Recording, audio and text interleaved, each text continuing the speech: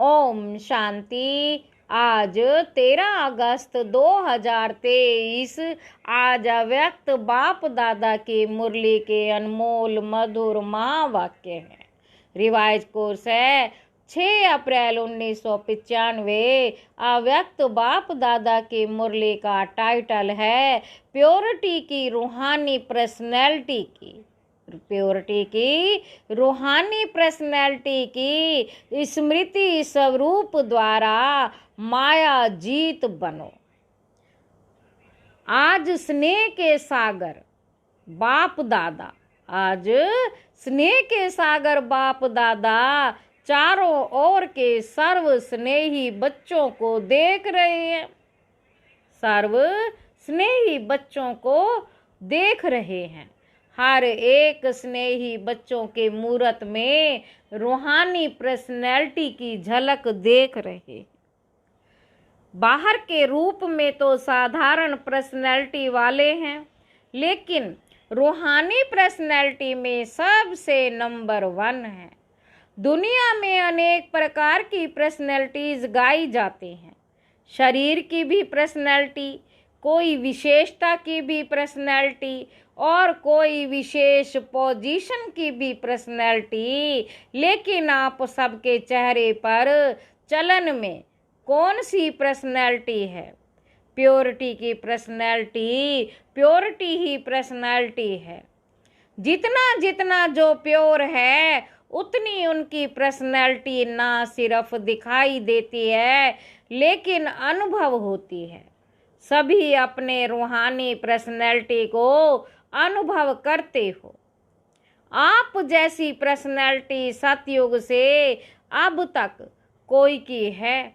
सारे कल्प में चक्कर लगाओ तो आप जैसी पर्सनैलिटी है नहीं ना। तो आपको अपनी रूहानी पर्सनैलिटी का नशा है। अनादि काल में तो परम धाम में भी आप विशेष आत्माओं की पर्सनैलिटी सबसे ऊंची है। चाहे आत्माएं सब चमकती हुई ज्योति हैं, लेकिन आप रूहानी पर्सनैलिटी वाली आत्माओं की चमक अन्य सब आत्माओं से न्यारी और प्यारी है। अपने अनादि काल की पर्सनैलिटी को स्मृति में लाओ। आई स्मृति में देख रहे हो बाप दादा के साथ साथ कैसे रूहानी पर्सनैलिटी में दिखाई दे रहे हैं। अपने आप को देख सकते हो तो चले जाओ। अनादि काल में कितने टाइम में जा सकते हो? जाने में कितना टाइम लगेगा? सेकंड से कम ना कि 1 दिन 1 घंटा चाहिए। सेकंड से भी कम जहाँ चाहो वहाँ पहुँच सकते हो। तो अनादि काल की अपनी पर्सनैलिटी देख ली। अभी अनादि काल से आदि काल में आ जाओ। आ गए या अभी चल रहे हो, पहुँच गए तो अनादि काल से आदि काल में अपनी रूहानी पर्सनैलिटी देखो। कितनी श्रेष्ठ पर्सनैलिटी है। तन की भी तो, मन की भी तो, धन की भी और संबंध की भी, सब प्रकार की पर्सनैलिटी कितनी श्रेष्ठ है। तो आदि काल की पर्सनैलिटी देख रहे हो। कितने सुंदर लगते हो, कितने सजे हुए हो, कितने सुख शांति प्रेम आनंद स्वरूप हो। तो आदि काल में भी अपनी पर्सनैलिटी को देखो, स्पष्ट दिखाई देती है। वह 5000 वर्ष हो गए तो थोड़ा स्पष्ट नहीं है। सभी को स्पष्ट है, होशियार हो सभी तो आदि काल भी अपना देख लिया। अभी आओ मध्य काल में। तो मध्य काल में भी आपकी पर्सनैलिटी क्या रही? आपके जड़ चित्र कितने विधि पूर्वक पूजे? आपके जड़ चित्र कितने विधि पूर्वक पूजे गए जाते हैं। चाहे कितने भी धर्मात्मा महात्मा नेताएं पर्सनैलिटी वाले गाए जाते हैं, लेकिन आपके जड़ चित्रों की पर्सनैलिटी के आगे उनकी पर्सनैलिटी कुछ भी नहीं है। जैसे आप सबकी पूजा होती है, वैसे कोई महात्मा या नेता की, धर्मात्मा की विधि पूर्वक पूजा होती है। कभी देखी है आपके जड़ चित्रों जैसे श्रृंगार किसका होता है? तो मध्यकाल में भी आप आत्माओं के प्योरिटी की, पर्सनैलिटी की विशेषता कितनी श्रेष्ठ है। अपना चित्र देखा, आपकी पूजा होती है कि नहीं? सिर्फ बड़े बड़े की होती है, हमारी नहीं। डबल विदेशियों के मंदिर है, देखा है, उसमें आपका चित्र है। कि सुना है तो कहते हो कि हाँ होंगे। स्मृति में है तो मध्यकाल भी आपका अति श्रेष्ठ है। और अब लास्ट जन्म में जो मरजीवा ब्राह्मण जन्म है, उसकी पर्सनैलिटी देखो कितनी बड़ी है। गायन कितना है, कोई भी श्रेष्ठ कार्य अब तक भी आपके नामधारी ब्राह्मण ही करते हैं। चाहे ब्राह्मण अभी ब्राह्मण रहे नहीं हैं, लेकिन नाम के तो ब्राह्मण हैं ना। आपके नाम से, आपकी पर्सनैलिटी के कारण वो भी श्रेष्ठ गाए जाते हैं। तो ब्राह्मण जन्म की पर्सनैलिटी कितनी श्रेष्ठ है। आदि काल, अनादि काल, मध्य काल और अब अंत काल, सारे कल्प में आपकी पर्सनैलिटी सदा ही महान रही है। लौकिक पर्सनैलिटी वालों का अगर नाम भी आता है तो कोई विशेष बुक में उन्हों का नाम आता है, फलाने फलाने हैं, लेकिन आपका नाम किस में आता है? साधारण बुक में नहीं आता है, शास्त्रों में आता है। जो भी आदि काल से शास्त्र बने, उसमें किसके चित्र हैं, किसका गायन है, किसकी कहानियां हैं। तो लौकिक पर्सनैलिटी वालों का गायन विशेष बुक में होता है और आपका गायन शास्त्रों में होता है। और शास्त्रों को कितना रिगार्ड देते हैं, बड़े विधि पूर्वक शास्त्र को संभालते हैं, उसको भी बड़े पूज्य के रूप में देखते हैं। जो सच्चे भक्त हैं वो शास्त्र को विधि पूर्वक रखते भी हैं और पढ़ते भी हैं, ऐसे रिवाजी किताबों के मुआफिक नहीं रखते। तो अपनी पवित्रता की पर्सनैलिटी को सदा ही इमर्ज रूप में स्मृति में रखो। जानते हैं या हैं तो हम ही, ऐसे मर्ज नहीं। स्मृति स्वरूप में रखो। जिसकी बुद्धि में ये इमर्ज रूप में स्मृति रहती है, तो स्मृति ही समर्थी का आधार है। और जहाँ समर्थी है वहाँ माया आ सकती है। जहाँ समर्थी है वहाँ माया आ सकती है। समर्थ आत्मा के पास माया का आना असंभव है। जो बच्चे समर्थ हैं, समर्थ आत्माएं हैं, उनके पास माया का आना असंभव है। मेहनत करने की आवश्यकता ही नहीं। माया का काम है आना, लेकिन आपका काम अभी समय प्रमाण भागना नहीं है। माया आई और भगाया नहीं, आपका काम है सदा माया जीत रहना। तो माया जीत हो, वा माया को बार बार भगाने वाले हो, अभी भगाना पड़ता है। थोड़ा थोड़ा वो दर्शन देने के लिए आ जाती है, नहीं ना। डबल फॉरनर्स ने माया को सदा के लिए भगा दिया, या भागते ही रहते हैं। क्या हाल है, माया सदा के लिए भाग गई, अभी नहीं आएगी ना, कि थोड़ा थोड़ा आए, कोई हर्जा नहीं। फिर भी आधा कल्प की दोस्ती है, फ्रेंड है ना, उसको ऐसे ही छोड़ देंगे, आवे ही नहीं। सुनाया ना कि समय समाप्त होने के लिए बहुत काल का माया जीत बनने का अभ्यास चाहिए। अंत में नहीं हो सकेगा। अगर अंत में माया जीत बनने का पुरुषार्थ भी करेंगे तो क्या हाल होगा। बाप दादा तोते की कहानी सुनाते हैं ना, कि तोते को कहा नलके पर नहीं बैठना, पर नलके पर बैठकर ही बोल रहा था। ऐसे ही अंत काल में अगर बहुत काल का अभ्यास नहीं होगा तो मन में सोचते रहेंगे कि मैं आत्मा हूँ, मैं आत्मा हूँ, लेकिन माया का प्रभाव भी होता रहेगा। और कोशिश भी करेंगे मैं आत्मा हूँ, लेकिन होगा ही नहीं। इसलिए कहा क्या करना है, अभी से मायाजीत बनने का अभ्यास करो और उसको सहज साधन है अपने रूहानी पर्सनैलिटी को स्मृति स्वरूप में रखो। पर्सनैलिटी वाले की निशानी क्या होती है? जो ऊंची पर्सनैलिटी वाले होते हैं उसकी कहाँ भी किसी में भी आंख नहीं जाएगी।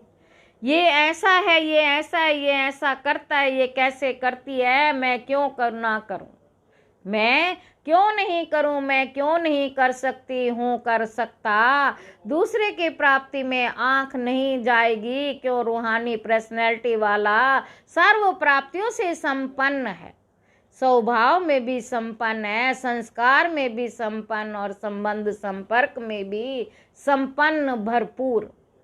वो कभी अपने प्राप्तियों के भंडार में कोई अप्राप्ति अनुभव ही नहीं करेगा। क्यों? रूहानी पर्सनैलिटी के कारण वो सदा ही मन से भरपूर होने के कारण संतुष्ट रहता है।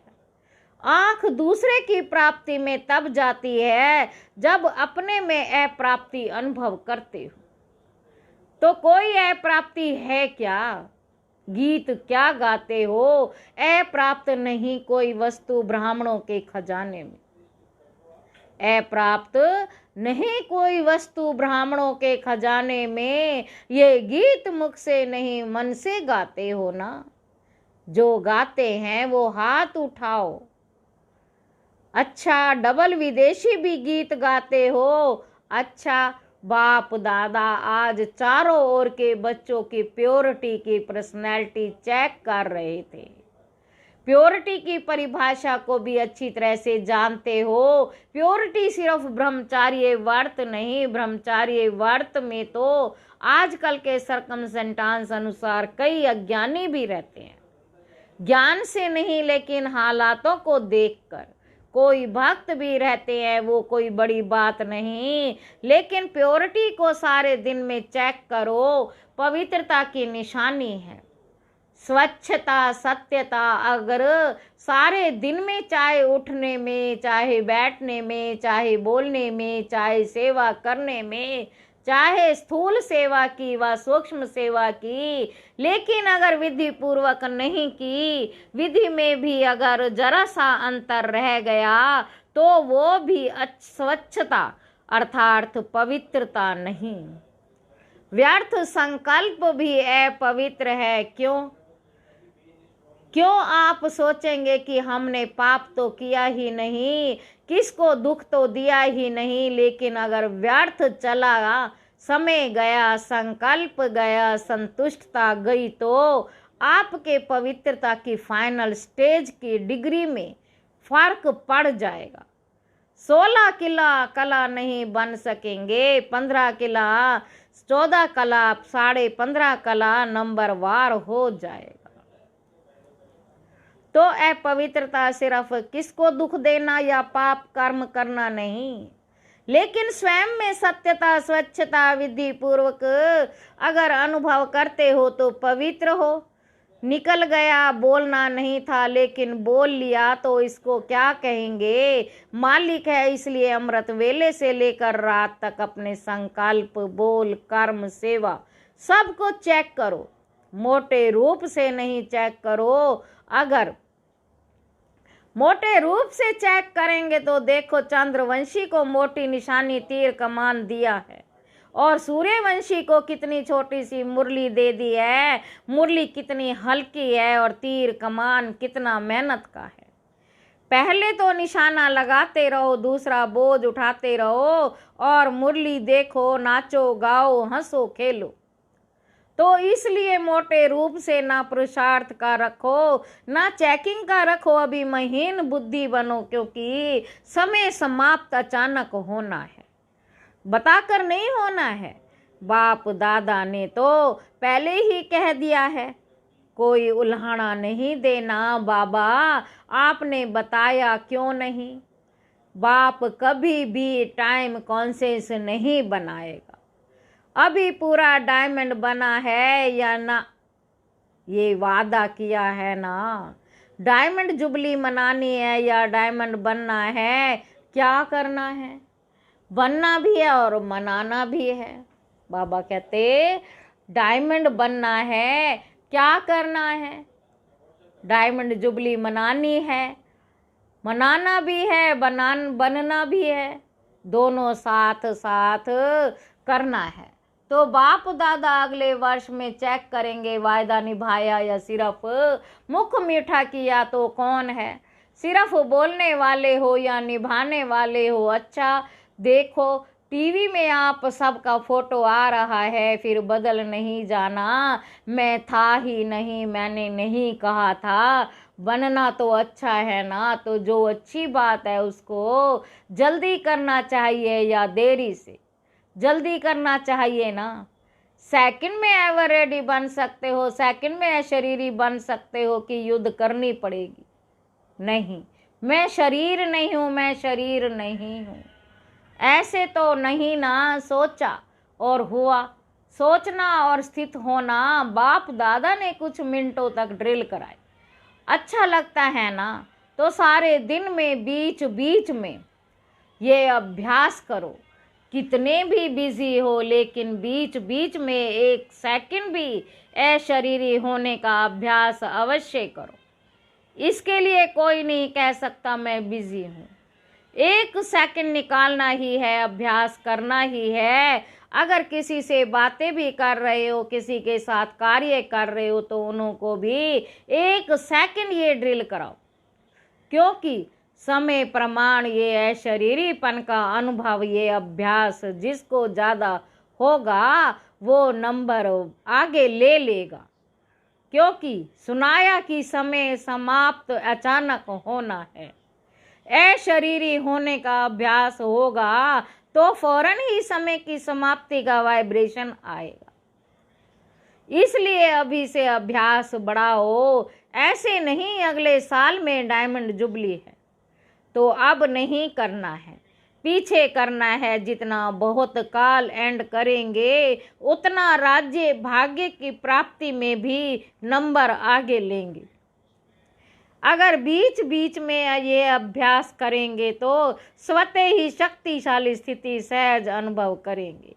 ये छोटी छोटी बातों में जो पुरुषार्थ करना पड़ता है वो सब सहज समाप्त हो जाएगा। वह सब समाप्त सहज हो जाएगा। अच्छा सभी खुश राजी हैं? बाबा पूछ रहे हैं। अच्छा सभी खुश राजी हैं ही या पूछना पड़ेगा? माताएं खुश हो, बहुत अच्छा। देखो कहाँ कहाँ से मेले में पहुंच गए हो। अच्छा चांस मिला है ना, नहीं तो डेट का इंतजार करते रहते। हमारा नंबर कब आएगा, हमारा नंबर कब आएगा? अभी तो खुला निमंत्रण था ना। सब ठीक अच्छी तरह से रह रहे हो ना? बेहद अनुभव हो रहा है ना कि थोड़ी थोड़ी तकलीफ है? बुजुर्ग माताओं को तकलीफ नहीं हुई। लाइन में लगो तब ही खाना मिलेगा। लाइन में लगने में थकावट नहीं होती, मजा आता है। इतना बड़ा परिवार कब मिलेगा? तो परिवार को देखकर हर्षित होते हैं ना। भक्ति मार्ग के मेले से तो अच्छा मेला है ना। और 2 दिन बढ़ा दें कि बस का खर्चा होगा। घर नहीं याद आएगा, नौकरी नहीं याद आएगी, ये भी कुछ नवीनता होनी चाहिए ना। तो ये मेला भी एक नवीनता हुई। नवीनता का अनुभव कर लिया, अभी फिर पुरानी बातें थोड़े ही होंगी, नई बातें होंगी ना। नई बात पसंद आती है या पुरानी? नई बात अच्छी लगती है ना। अच्छा चारों ओर के सर्व रूहानी प्योरिटी के पर्सनैलिटी वाले विशेष आत्माओं को सदा या आदि से अंत तक पर्सनैलिटी की झलक दिखाने वाली श्रेष्ठ आत्माएं, सदा पवित्र स्वच्छता सत्यता के शक्ति से सबको और विश्व को परिवर्तन करने वाले विश्व परिवर्तक आत्माएं, सदा निमित्त भाव से सेवाधारी बन प्रत्यक्ष फल अनुभव करने वाले अनुभवी आत्माओं को बाप दादा का याद प्यार और नमस्ते। दादियों से अच्छा रहा मेला।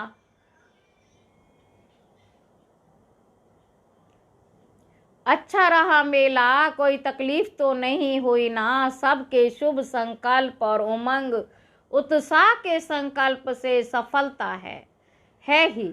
ये संगठन का संकल्प ऐसे होता है जो असफलता को मिटा देता है। जैसे किला होता है ना, तो किला कमजोर तब होता है जब एक भी ईंट हिलती है, और सब ईंटें मजबूत हैं तो किला कभी हिल नहीं सकता। विजय है तो ये भी संगठन से उमंग उत्साह और श्रेष्ठ संकल्प से सहयोग से सफलता हुई पड़ी है। अच्छा लगा और समय प्रति समय और अनुभव करते जाते हैं। पहले कनेक्शन उठता है, पहले क्वेश्चन उठता था होगा, लेकिन जो सोचो उसमें सफलता है ही। तो सफलता मूर्त का वरदान संगठन की शक्ति को मिलता है। बाप दादा सदा गुड मॉर्निंग गुड नाइट करते हैं। अच्छा, डबल विदेशी उड़ रहा है ना, डबल विदेश उड़ रहा है ना, अच्छा है। ओम शांति। आज की मुरली का वरदान है, सब राज्य अधिकारी बन कर्मेंद्रियों को ऑर्डर प्रमाण चलाने वाले अकाल तख्त सो दिल तख्त नशीन भाव। मैं अकाल तख्त नशीन आत्माओं अर्थात सब राज्य अधिकारी राजा हूँ। जैसे राजा जब तख्त पर बैठता है तो सब कर्मचारी ऑर्डर प्रमाण चलते हैं। ऐसे तख्त नशीन बनने से ये कर्मेंद्रियां स्वतः ऑर्डर पर चलती हैं। जो अकाल तख्त नशीन रहते हैं उनके लिए बाप का तिल तख्त है ही, क्योंकि आत्मा समझने से बाप ही याद आता है। फिर ना देह है ना देह के संबंध हैं, ना पदार्थ है, एक बाप ही संसार है। इसलिए अकाल तख्त नशीन बाप के दिल तख्त नशीन स्वतः बनते हैं। आज की मुरली का स्लोगन है, निर्णय करने परखने और ग्रहण करने की शक्ति। निर्णय करने परखने और ग्रहण करने की शक्ति को धारण करना ही होली हंस बनना है। अच्छा, ओम शांति।